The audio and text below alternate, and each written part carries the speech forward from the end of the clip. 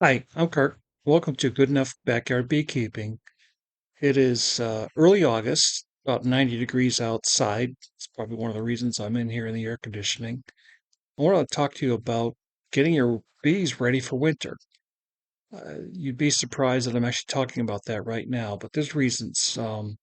This is basically what's going to make you either successful or failure uh, in the wintertime. Your bees are not going to freeze over the winter. That's usually not the reason they perish. They perish either from mites, starvation, and I'm trying to think of what else they would have perished from. But those are the main reasons. It's usually not moisture. The moisture is just a result of the condensation after the bees die. They basically leave a lot of moisture in the hive after they die and perish.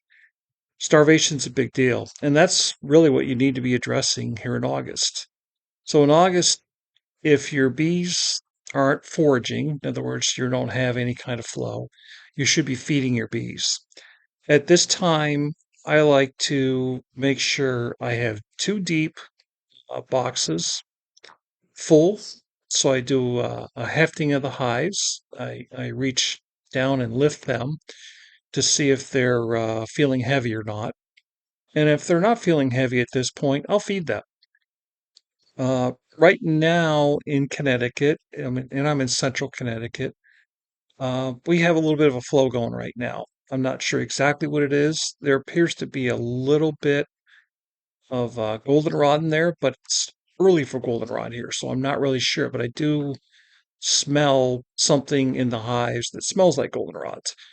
And I've been hearing from other beekeepers around Connecticut that are seeing some goldenrod. So either we don't know what we're talking about, or there's just something else there that smells like goldenrod. Here it is, August. Many beekeepers will say, check your mite loads. How many mites do you have?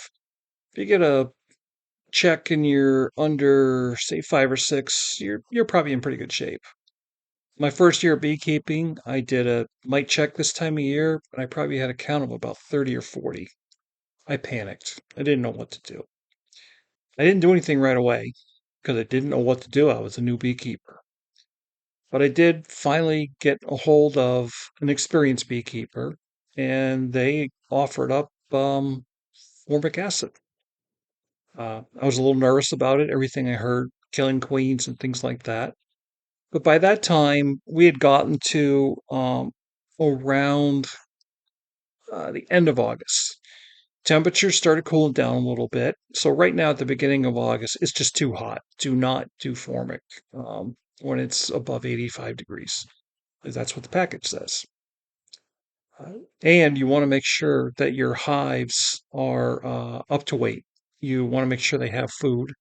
You have a good, strong, healthy hive. If you're going to apply formic to a weak hive, a hive that doesn't have resources, you're probably at high at risk for having your hive perish, either supersedures with queen or something like that. So I don't do my formic until early September. I know I'm getting up into high mite loads. I do find that it's not necessarily that you have high mites. It's really important, can your bees tolerate the high mites? And it's not the mites that are really killing your bees, it's the viruses that the mites carry. So I don't know if maybe at 30 or 40 they don't contract the viruses that are there, then you're okay. But if you have a heavy load of virus, yeah, you probably have a problem. But I find Formic Pro at that time of the year knocks them down really good. You got to follow the package. You got to open the entrance. You may want to throw an empty super on there, give them room to expand. It's a 14-day application, two pads, and it really hits the mites. Now, if there's any mites left over, I usually hit them again around maybe November, December, and I might even hit them again around January or February. We tend to get a day or two that's in the 60 degrees. This past year, that didn't happen. I did not treat my bees for with oxalic acid over the winter.